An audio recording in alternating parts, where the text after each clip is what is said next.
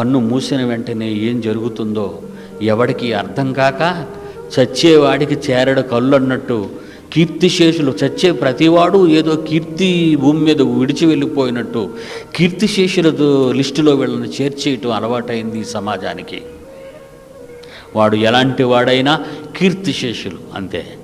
వాడు దొంగ అయినా దొరైనా, వాడు మృగమైనా మనిషి అయినా, వాడి క్యారెక్టర్ ఎలాంటిదైనా వాళ్ళందరూ స్వర్గస్థులైపోయారు అనే అభిప్రాయం ఈ మానవ లోకానికి అర్థం కాక ఆ చిటకాని ఆ మంత్రాన్ని జపించుకుంటూ సరిపెట్టుకుని అనగా అడ్జస్ట్ అయిపోతున్నారు అంతే. చచ్చిపోయావా స్వర్గం, చచ్చిపోయావా స్వర్గం,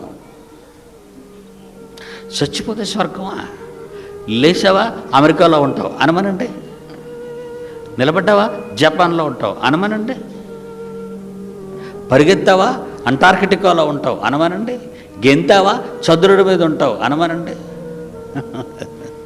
ఎంత కష్టమండి ఎక్కడికైనా వెళ్ళాలంటే, ఎన్ని ఇబ్బందులండి, ఎంత ఖర్చండి. కానీ చావు తర్వాత ఎంత సులువుగా ఎంత సున్నితంగా చెప్పేస్తాడు చూడండి.